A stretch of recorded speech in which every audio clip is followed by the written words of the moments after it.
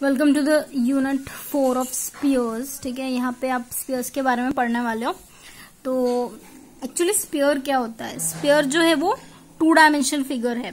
अगर हम circle 3 dimension figure है। अगर सर्कल हम लेते हैं तो वो 2 डायमेंशन फिगर होता है, पर आप जो स्पीयर लोगे वो 3 डायमेंशन फिगर होगा। दैट मीन्स कि अगर आप बॉल जब लेते हो तो वो स्पीयर होता है। स्पीयर एज अज्यूम करो स्पीयर है करके फील्ड। और जब आप एक कंगन लेते हो या फिर कोई डिस्क लेते हो तो वो जो है वो 2 डायमेंशन फिगर हो जाएगा। पर जब आप बॉल मतलब कोई सॉलिड बॉल लोगे तो वो स्पीयर कहलाएगा। ठीक है, तो ये जो स्पीयर होता है वो 3 डायमेंशन फिगर होता है। और sphere is a close surface consisting of locus of points in space that are at constant distance from a fix point. ये constant distance from a fix point होता है ना। रेडियस जो है वो स्पीयर का यूनिफॉर्म होता है। The fixed point is called the center and the constant distance called the radius। अब ये जो fixed point है वो center रहेगा और वो जो fixed distance है वो क्या रहेगा? radius रहेगा। तो यानी इस तरीके से ये हमारा स्पेयर का डेफिनेशन है। क्योंकि इस सेंटर से ये जो सरफेस है उसका जो डिस्टेंस है वो क्या होता है? कांस्टेंट होता है। और ये लोकस ऑफ पॉइंट होता है। लोकस ऑफ पॉइंट यानी यहाँ पे कोई एक पर्टिकुलर पॉइंट नहीं है, ये बहुत सारे पॉइंट्स का कलेक्शन जो है वो उसके सरफेस पे होता है। ठीक है, इसलिए उसे लोकस ऑफ पॉइंट कहते हैं। लोकस यानी सिंगल पॉइंट नहीं, बहुत सारे पॉइंट्स। नेक्स्ट है इक्वेशन ऑफ स्पीयर। तो देखिए the equation of sphere with centre ABC. अगर आपका स्पीयर का सेंटर एबीसी और रेडियस आर है तो स्पीयर का इक्वेशन कैसे निकालोगे आप? X minus A the whole square plus Y minus B the whole square plus Z minus C the whole square equal to R square. अब ये एबीसी जो है वो क्या है? सेंटर है। किसका? स्पीयर का सेंटर है। और आर जो है उसका क्या है? रेडियस है। यानी यहाँ पे ये ए बी सी जो है वो क्या मिल रहा है आपको? सेंटर दे रहा है और आर जो है वो क्या? रेडियस दे रहा है। इस तरीके से गोल करोगे तो आपको आपका स्पीयर मिल जाएगा। तो अगर आपको सेंटर पता है, रेडियस पता है, दैट मीन्स कि आप इक्वेशन ऑफ स्पीयर इजिली निकाल सकते हो इस फॉर्मूले से। जैसे ये दिया हुआ है equation of sphere with centre and radius 3। अगर आपका सेंटर दिया हुआ है, रेडियस 3 दिया हुआ है और उसका आपको इक्वेशन निकालना है तो वो कैसे निकलेगा? एक्स माइनस फर्स्ट कोऑर्डिनेट का सब्सट्रैक्शन सेकंड कोऑर्डिनेट का सब्सट्रैक्शन का स्क्वायर प्लस थर्ड कोऑर्डिनेट का subtraction square equal to R square आप करोगे तो ये आपको इक्वेशन ऑफ स्पीयर देगा। इसको आप सिंप्लीफाई करोगे तो ये आपको इक्वेशन ऑफ स्पीयर मिल जाएगा। ठीक है, नेक्स्ट है sphere with centre at the origin radius R. अगर जिसका सेंटर ओरिजिन पे है, ऐसा स्पीयर जिसका सेंटर ओरिजिन पे है तो उसमें एक्स ये जो कोऑर्डिनेट्स है ए बी और सी ये क्या मिलेंगे? हमको 0 मिल जाएंगे। तो इस तरीके से हमको स्पीयर का इक्वेशन मिल जाएगा जिसमें उसका सेंटर जो है वो क्या है? ओरिजिन पे है स्पीयर का। नोट आपको याद रखना है कि अगर आपके पास कोई स्पीयर का इक्वेशन है, अगर कोई भी एवी इक्वेशन आपको दे दिया तो अगर आपको पहचानना है कि वो इक्वेशन जो है वो स्पीयर का इक्वेशन है या नहीं, तो आप कैसे पहचानोगे? वो इक्वेशन पहचानने के लिए आपके पास 3 कंडीशंस दी हुई है। पहली कंडीशन क्या है कि it is of second degree in X Y Z. यानी एक्स वाई जेड जो है वो स्क्वायर स्क्वायर स्क्वायर ही होना चाहिए, स्क्वायर क्यूब ऐसा नहीं होना चाहिए। तीनों के जो डिग्री है वो सेकेंड होनी चाहिए। The coefficient of X square Y square Z square are equal. यानी यहाँ पे देखिए, यहाँ पे सबका कोएफिशिएंट 1 था। अगर यहाँ पे 3 होता ना तो भी वो स्क्वायर का इक्वेशन रहता है। यानी X square Y square Z square तीनों के कोएफिशिएंट जो है वो सेम होने चाहिए। और जो प्रोडक्ट टर्म है X Y Y Z Z X, ये जो प्रोडक्ट टर्म है वो क्या होने चाहिए? एब्सेंट होने चाहिए। अब देखिए ये स्क्वायर के इक्वेशन में X Y Y Z Z X है क्या? नहीं है। दैट मीन्स कि ये इक्वेशन ऑफ स्क्वायर है। अगर ये सब प्रोडक्ट टर्म आएंगे तो फिर वो इक्वेशन ऑफ स्क्वायर नहीं रहेगा। ठीक है, यानी 3 कंडीशन है। पहला क्या है कि X Y Z second degree में होना चाहिए और X square Y square Z square के कोएफिशिएंट सेम होने चाहिए और ये जो प्रोडक्ट है वो ऐसे प्रोडक्ट टर्म नहीं आने चाहिए। ठीक है, नेक्स्ट है जनरल इक्वेशन ऑफ स्पीयर। यानी ये आपके पास जो इक्वेशन है X square plus Y square plus Z square plus 2ux plus 2vy plus 2wz plus d is equal to 0, ये जो इक्वेशन कहलाता है वो आपका जनरल इक्वेशन कहलाता है स्पीयर का। अब इस जनरल इक्वेशन ऑफ स्पीयर में इसका सेंटर जो है वो क्या होता है? -u -v और -w होता है। और अगर आपको इसका रेडियस जानना है तो वो रेडियस कैसे देगा? Under root of u square v square plus w square minus d। ये जो फॉर्मूला आपको मिलता है ये आपको क्या देता है? रेडियस देता है। ठीक है, तो इस तरीके से ये जनरल इक्वेशन ऑफ स्पीयर है, ये आपको रिमेम्बर करना है, जिसमें u v w are real numbers. ठीक है, अगर ये u स्क्वायर v स्क्वायर देखिए, अब ये जो है हमारा रेडियस है, अगर ये वैल्यू जो है ये वैल्यू बड़ी है किससे? d से, तो हमको कैसा मिलेगा, हमको ये रेडियस जो है वो क्या मिलेगा, रियल मिलेगा, इसलिए हमारा स्फीयर जो है वो क्या रहेगा, रियल में एग्जिस्ट करेगा ऐसा कोई स्फीयर। पर अगर हमारा u square v square w square is equal to d रहेगा तो दैट मीन्स कि r क्या हो गया, रेडियस क्या हो गया, 0 हो गया। अब रेडियस 0 हो गया तो हमारा स्फीयर कैसा कहलाएगा, पॉइंट स्फीयर कहलाएगा। r equal to 0 and the sphere reduces to point at c, it is called a point sphere. ठीक है, इन दोनों का रिलेशन बता रहा है। अगर हमारा यहाँ पे क्या हो गया, d बड़ा है u square plus v square plus w square से, तो इसका मतलब क्या हुआ कि हमारा जो स्फीयर है उसका रेडियस कैसा है, इमेजिनरी है, क्योंकि नेगेटिव अंडर रूट में जो टर्म आएंगी हमारी वो कैसी आएगी, नेगेटिव आएगी। अब negative term under root of -1 तो इमेजिनरी नंबर होता है ना, दैट मीन्स कि हमारा जो स्फीयर है वो कैसा है, रेडियस यहाँ पे क्या आएगा, इमेजिनरी आएगा, और स्फीयर जो है वो क्या आएगा, हमारा वर्चुअल आएगा। यानी हमारा स्फीयर जो है वो कैसा आएगा, इमेजिनरी स्फीयर आएगा। ठीक है, तो यानी इस तरीके से इसके रेडियस पे आप 3 चीजें निकाल सकते हो। क्या कि अगर u square v square w square greater than d है, दैट मीन्स कि हमारा स्फीयर जो है वो रियल है। अगर u square v square w square is equal to d है, दैट मीन्स हमारा स्फीयर जो है पॉइंट स्फीयर है। और अगर u square v square w square less than d है, दैट मीन्स कि हमारा स्फीयर जो है वो क्या है, इमेजिनरी है। ठीक है, ये इक्वेशन, ये प्रॉब्लम दिया हुआ है।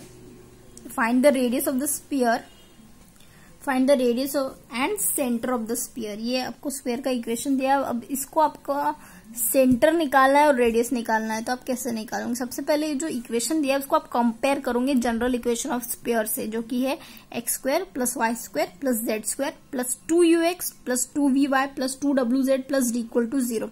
अब यहाँ से आप क्या करोगे, u का वैल्यू निकालोगे। u का वैल्यू यहाँ से आप दिख रहा है 2 है, v का वैल्यू निकालोगे -3 है, w का वैल्यू निकालोगे 10 है, 5 है, और d का वैल्यू निकालोगे -11 है। That means centre of sphere is equal to क्या होगा, -u -v -w वैल्यू लिखोगे। फिर उसके बाद आपने रेडियस ऑफ स्फीयर निकालोगे, जो कि क्या है, √u square v square w square minus d। ये वैल्यू पुट करो, आपको रेडियस मिल जाएगा। ठीक है, नेक्स्ट दिया हुआ है the equation of sphere described on the line joining the point as diameter is. देखिए आपको क्या कह रहा है कि यहाँ पे आपको 2 पॉइंट्स दिए हुए हैं।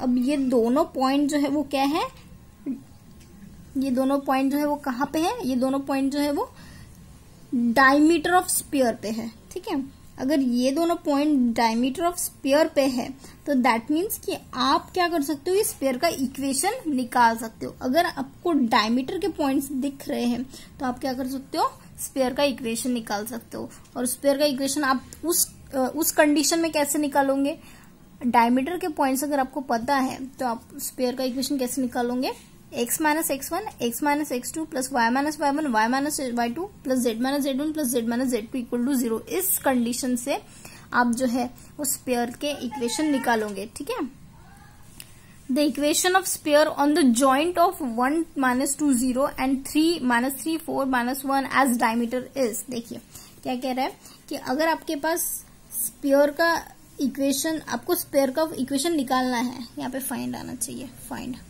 Find the equation of sphere का इक्वेशन आपको निकालना है जिसमें ये 2 पॉइंट जो है वो डायमीटर पे है, तो आपको निकालना है। तो आप कैसे निकालोगे, इसी फॉर्मूले से निकालोगे। ठीक है, x minus 1 x minus of -3 y minus of -2 और y minus of 4 z minus of 0 z minus of -1। ठीक है, इक्वल टू 0। इसको आप सिंप्लीफाई करोगे, ये जो इक्वेशन मिलेगा वो आपको क्या मिलेगा, स्फीयर का इक्वेशन मिलेगा। ठीक है, नेक्स्ट दिया है find the equation of sphere which passes through the point. ये 4 पॉइंट दिए हुए हैं और क्या कह रहा है कि आपको इक्वेशन ऑफ स्फीयर निकालना है। अब इक्वेशन ऑफ स्फीयर जो है वो इन 4 पॉइंट से पास होता है, तो आपको इक्वेशन ऑफ स्फीयर इस कंडीशन में निकालना है। तो आप क्या करोगे, पहले तो स्फीयर का इक्वेशन लिखोगे। अब स्फीयर का इक्वेशन लिखने के बाद आप क्या कह रहे हो कि आपका स्फीयर जो है वो इन 4 पॉइंट से पास हो रहा है। दैट मीन्स आप क्या करोगे, एक्स वाई जेड में करस्पॉन्डिंग वैल्यूज डालोगे। यहाँ पे एक्स वाई जेड में करस्पॉन्डिंग वैल्यू डालोगे, आपको एक इक्वेशन मिलेगा। एक्स वाई जेड में एक करस्पॉन्डिंग ये वैल्यू डालोगे तो आपको दूसरा इक्वेशन मिलेगा। यानी इस तरीके से आपको 3 इक्वेशंस मिलेंगे। उन 3 इक्वेशंस को आप सिंप्लीफाई करोगे और सिंप्लीफाई करोगे तो आपको रिजल्ट मिलेगा। देखिए नोट वाली बात क्या है कि यहाँ पे आपका स्फीयर जो है वो ओरिजिन से पास हो रहा है। ओरिजिन से स्फीयर जब पास होता है तो उसका वैल्यू डी जो है वो क्या होता है, 0 होता है। दैट मीन्स कि डी जो है वो हर इक्वेशन में 0 रहेगा। तो अगर 0 रहेगा डी तो आपको एक कोएफिशिएंट निकालने की जरूरत नहीं, बाकी के 3 ही कोएफिशिएंट यूवी और डब्ल्यू ही निकालोगे तो आपको स्फीयर का इक्वेशन मिल जाएगा। ठीक है, तो since it passes through the origin D 0 आ जाएगा। We have find the value of U V W. अब रिमेनिंग पॉइंट्स जो है वो आपके पास जो दिए हुए हैं वो क्या है, 0 1 -1 -1 2 0 और 1 2 3 ये दिए हुए हैं। अब ये तीनों पॉइंट जो कहाँ है, कहाँ लाई करेंगे, हमारे स्फीयर के इक्वेशन में लाई करेंगे। स्फीयर के इक्वेशन को ये तीनों पॉइंट जो है वो सेटिस्फाई करेंगे। दैट मीन्स कि ये जो पॉइंट है वो आप स्फीयर के इक्वेशन में पुट करोगे। x के जगह 0 पुट करो, y के जगह 1 पुट करो, z की जगह -1 पुट करो, करस्पॉन्डिंग वैल्यूज आप सिंप्लीफाई करो तो ये आपको ये एक इक्वेशन मिलेगा। ठीक है, सिंप्लीफाइड फॉर्म में लिखिए। फिर नेक्स्ट आप ये पॉइंट जो है इस इक्वेशन में पुट करोगे तो आपको फिर से ये सिंप्लीफाइड फॉर्म मिलेगा। ठीक है, तो इसे आप नाम दीजिए। पहले तो आप इक्वेशन ऑफ स्फीयर को 1 नाम दीजिए। अब फर्स्ट पॉइंट पुट किया तो 2 नाम दीजिए, सेकंड पॉइंट पुट किया तो आपको 3 नाम दीजिए। नेक्स्ट आप क्या कर रहे हो, नेक्स्ट वाला पॉइंट पुट करो। नेक्स्ट वाला पॉइंट पुट करके आपको इक्वेशन जो है वो क्या मिला, इक्वेशन 4। अब आप क्या कर रहे हो, अब आपको सिंप्लीफाई करना है, यूवी और डब्ल्यू का वैल्यू फाइंड आउट करना है। तो आप क्या देखोगे कि जो आप इक्वेशन 3 है और इक्वेशन 4 है, ये दोनों इक्वेशन जो है उसको आप सिंप्लीफाई करोगे ना तो आपको इजीली एक टर्म जाते हुए दिखेगा। जैसे ये -2 है, +2 है, आप इन दोनों को ऐड करो।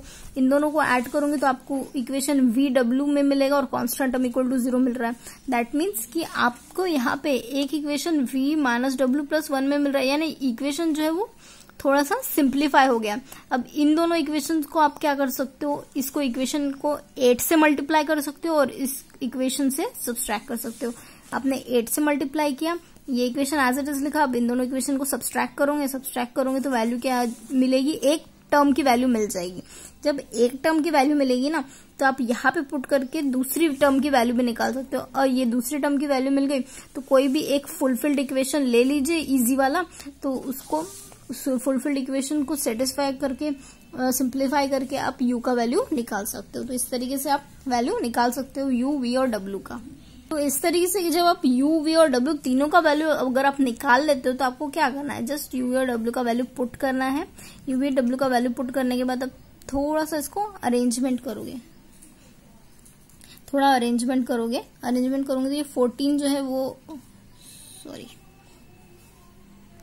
तो ये जब आप अरेंजमेंट करोगे तो आप क्या देखोगे कि इन सब में से सिर्फ 7 बच रहा है, मतलब 2 सिंप्लीफाई करके 14 जो है वो रिड्यूस हो रहा है 7 में। तो आप 7 जो यहाँ पे कैरी आउट कर सकते हो और ये इक्वेशन जो है वो आपको इक्वेशन ऑफ स्फीयर मिल सकता है। ठीक है, नेक्स्ट दिया है find out the equation of sphere through the 4 points. यहाँ पे 4 पॉइंट दिया हुआ है।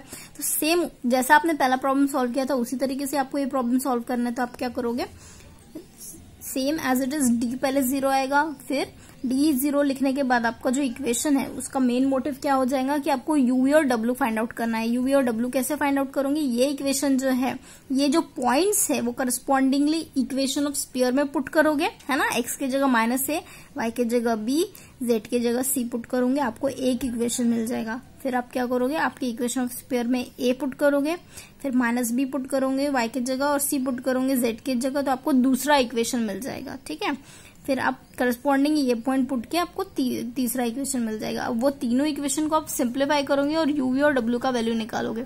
यूवी और डब्ल्यू का वैल्यू निकालने के बाद आप क्या करोगे, आप इक्वेशन ऑफ स्फीयर में सब्स्टिट्यूट करोगे। इक्वेशन ऑफ स्फीयर में सब्स्टिट्यूट करने के बाद आपको ये इक्वेशन ऑफ स्फीयर मिल जाएगा। ठीक है, जैसे पहले मिला था वैसे ही सेम उसी तरीके से। और फिर बाद में आप रेडियस निकालोगे, जो रेडियस क्या रहेगा, u² + v² + w²। यहाँ पे d जो है वो 0 रहेगा क्योंकि हमारा इक्वेशन, हमारा स्फीयर जो है वो कहाँ से जा रहा है, सेंटर से पास हो रहा है इसलिए। ठीक है, तो यानी इस तरीके से आपको आपका इक्वेशन ऑफ स्फीयर मिल जाएगा जो कि रेडियस, जिसका रेडियस जो है वो 0 है। ठीक है, नोट है, a point move such that the sum of the square of a distance from the 6 faces of a cube is constant. जैसे सपोज ये आपका क्यूब है,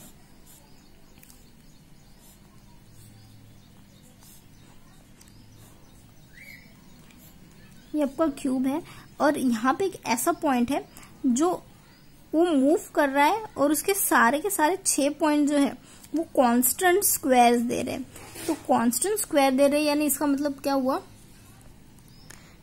कांस्टेंट स्पेस दे रहे हैं। दैट मीन्स कि वो जो डिस्टेंस का स्क्वायर है वो कांस्टेंट है। इसका मतलब क्या हुआ कि वो जो लोकस ऑफ पॉइंट्स है, यानी लोकस ऑफ पॉइंट्स यानी वो जो सेट ऑफ पॉइंट्स जो है ना वो क्या दे रहा है, वो सेट ऑफ पॉइंट्स जो है वो आपको क्या दे रहा है, स्पीयर बना के दे रहा है। यानी इसके अंदर में जो स्पीयर सेट ऑफ पॉइंट्स है वो क्या है, स्पीयर्स है, ये आपको बताना है। ये बस ये याद रखिए कि अगर कोई पॉइंट मूव करता है इस तरीके से कि सम ऑफ जो डिस्टेंस है पूरे 6 फेजेस से, इस ये क्यूब के 6 फेजेस होते हैं ना, क्योंकि ये 3 डायमेंशनल फिगर होता है, तो वो जो स्पीयर्स का जो डिस्टेंस है वो अगर सेम आ रहा है तो दैट मीन्स कि वो जो लोकस है, वो जो सेट ऑफ पॉइंट्स है जो ये कंडीशन सेटिस्फाई करता है वो क्या है, स्पीयर है करके। ठीक है, नेक्स्ट दिया हुआ है find the equation of spear which passes through the point. ये 3 पॉइंट दिया हुआ है, इन तीनों पॉइंट से हमारा स्पीयर जो है वो पास हो रहा है and who centre line on the point, देखिए लाई ऑन द प्लेन, और उसका सेंटर जो है वो इस प्लेन पे है। तो आप प्लेन पता है ना, ये इस तरीके से प्लेन होती है ना, ये हमारी प्लेन है। अब ये हमारा स्पीयर है तो उसका सेंटर जो है वो प्लेन में है, तो प्लेन जो है, ये जो इक्वेशन ऑफ प्लेन जो है वो इक्वेशन ऑफ सेंटर को सेटिस्फाई करेगा। ठीक है, तो सबसे पहले आप इक्वेशन ऑफ स्पीयर लिख दीजिए। इक्वेशन ऑफ स्पीयर लिखने के बाद अब उसका centre suppose -u -v -w आप कंसिडर करते हो, तो ये जो सेंटर आपने कंसिडर किया, ये सेंटर का पॉइंट आपको यहाँ पे पुट करना पड़ेगा, है ना। आप पुट करोगे यहाँ पे XYZ में, प्लेन के इक्वेशन में पुट करोगे, क्यों, क्योंकि ये प्लेन का इक्वेशन सेंटर के इक्वेशन को सेटिस्फाई करेगा, आपको एक इक्वेशन मिल जाएगा। ठीक है, फिर आप क्या करोगे, नेक्स्ट पॉइंट पुट करोगे 1 - 3 4 1 - 3 4 जो है ना इक्वेशन ऑफ स्पीयर में पुट करोगे। इक्वेशन ऑफ स्पीयर में पुट करके आपको एक दूसरा इक्वेशन मिल जाएगा। फिर आप नेक्स्ट पॉइंट पुट करोगे, नेक्स्ट पॉइंट क्या है 1 - 5 2, नेक्स्ट पॉइंट पुट करोगे तो फिर से इक्वेशन मिल जाएगा, और फिर नेक्स्ट पॉइंट पुट करने के बाद 1 - 3 0 पुट करोगे तो फिर से एक इक्वेशन मिल जाएगा। तो यानी इस तरीके से आपके पास जो है वो 4 इक्वेशंस मिल जाएंगे, है ना। तो अब ये 4 इक्वेशंस को आप सिंप्लीफाई करोगे, जैसे हमने पहले इक्वेशन में किया था, पहले प्रॉब्लम में किया था, वैसे ही सिंप्लीफाई करो। UV W का वैल्यू निकालो, D का वैल्यू निकालो, और ये चारों वैल्यू निकाल के आप कहाँ डालो, इक्वेशन ऑफ स्पीयर में डालो। तो जब आप इक्वेशन ऑफ स्पीयर में डालोगे तो ये जो इक्वेशन आपको मिलेगा वो क्या रहेगा, करस्पॉन्डिंग रिस्पेक्टिवली अपना इक्वेशन ऑफ स्पीयर रहेगा। ठीक है, यानी इस तरीके से सिर्फ साइमल्टेनियसली सॉल्व करना है और इक्वेशन ऑफ स्पीयर जो है वो ऑब्टेन करना है। ये है बहुत ही ज्यादा इंपॉर्टेंट प्रॉब्लम था आपके सिलेबस से, और ये ऑफलाइन पूछा जाएगा तो आई डोंट थिंक पूछ सकता है, पर इस टाइप की अगर प्रॉब्लम आए तो आपको कैसा सॉल्व करना है ये आइडिया मिल जाता है इस प्रॉब्लम से। ठीक है, यहाँ पे क्या दिया है, find the equation of spear which passes through the point. अब ये तीनों पॉइंट से वो पास कर रहा है ना। ऐसा इक्वेशन ऑफ स्पीयर हमें चाहिए जो ये तीनों पॉइंट से पास हो और उसका रेडियस जो है ना वो भी छोटा हो, उसका radius as small as possible, पर ये तीनों पॉइंट से वो पास होना चाहिए। कंडीशन यही है कि तीनों पॉइंट से पास होना चाहिए और उसका रेडियस जो है वो छोटा होना चाहिए। सबसे पहली बात कि अगर सपोज अगर हम फंक्शन लेते हैं तो वो फंक्शन अगर हमको ढूंढना है कि उसका मिनिमम वैल्यू क्या है, तो आप क्या करोगे, पहले तो उसका फर्स्ट डिफरेंशिएशन निकालोगे। फर्स्ट डिफरेंशिएशन इक्वल टू 0 मिलेगा, तो फर्स्ट डिफरेंशिएशन इक्वेट करोगे 0 से तो आपको एक पॉइंट मिल जाएगा। तो अब आप क्या करोगे, वो जो पॉइंट है ना फिर से आप उस फंक्शन का सेकेंड डिफरेंशिएशन निकालोगे। सेकेंड डिफरेंशिएशन निकालने के बाद आप वो पॉइंट जो है उसमें सेकेंड डिफरेंशिएशन में पुट करोगे। अब वो जो पॉइंट डालने के बाद आपको जो वैल्यू मिल रही है, अगर वो value greater than 0 that means कि वो पॉइंट जो है वो क्या है, मैक्सिमम है। ठीक है, अगर आपको वही पॉइंट पुट करने के बाद value less than 0 that means कि वो पॉइंट जो है वो क्या है, मिनिमम है। यानी इस तरीका का कंडीशन है ये कंडीशन आपने 12th में भी पढ़ा होगा। ठीक है, कोई भी फंक्शन जो है वो मिनिमम वैल्यू कब अगर आपको शो करना है कि वो वैल्यू मिनिमम है, लीस्ट है, तो आप क्या करोगे, पहले पहला डेरिवेटिव इक्वल टू 0 निकालोगे जिससे आपको एक पॉइंट मिल जाएगा। फिर आप उस फंक्शन का सेकेंड डेरिवेटिव निकालोगे। अब सेकेंड डेरिवेटिव निकालने के बाद वो पॉइंट पुट करोगे। वो पॉइंट पुट करने के बाद वैल्यू अगर ग्रेटर देन 0 तो देने वो पॉइंट जो है वो आपका मैक्सिमम पॉइंट है। अगर वैल्यू लेस देन 0 तो दैट मीन्स कि वो पॉइंट पे उस पॉइंट पे वो फंक्शन जो है वो क्या दे रहा है, मिनिमम वैल्यू दे रहा है। ठीक है, तो इसका इस हिंट का यूज करना है आपको। सबसे पहले आपको इक्वेशन ऑफ स्पीयर लिखना है। अब इक्वेशन ऑफ स्पीयर पे तीनों पॉइंट पास हो रहे हैं दैट मीन्स कि आप XYZ का वैल्यू 1 0 0 लिखो, XYZ के वैल्यू 0 1 0 लिखो, XYZ का वैल्यू 0 0 1 लिखो और आपको ये 3 इक्वेशन मिल जाएंगे। अब ये 3 इक्वेशन में से आप क्या करोगे, 2u का वैल्यू निकालोगे, 2v का वैल्यू निकालोगे, 2w का वैल्यू निकालोगे। तीनों जो है वैल्यू सेम ही मिलेगी। u v w जो है वो -1 + d/2 मिलेगा। ठीक है, ये u v w का वैल्यू मिला। अब आप क्या करोगे, रेडियस का इक्वेशन निकालोगे। रेडियस कैसे रहता है, r = √u² v² w² - d। ठीक है, दैट मीन्स कि आप स्क्वायर रूट लो रहे हो तो r² = u² v² w² - d। तब आप क्या करोगे, u v w का वैल्यू पुट करोगे। u v w का वैल्यू पुट करने के बाद आप ये r का इक्वेशन निकालोगे। ठीक है, ये आपको r² मिल गया। देखिए प्रॉब्लम में क्या दिया हुआ है आपको, प्रॉब्लम में आपको ऐसा रेडियस चाहिए जो कि लीस्ट हो। अगर r छोटा है तो r² भी कैसा होगा, छोटा। और ये r² का वैल्यू आपने निकाला है तो r² आपको यहाँ पे आपका फंक्शन जो है वो r² कंसीडर करना है। दैट मीन्स कि आप क्या करोगे, आप अपने फंक्शन का फर्स्ट डेरिवेटिव निकाल के = 0 करोगे।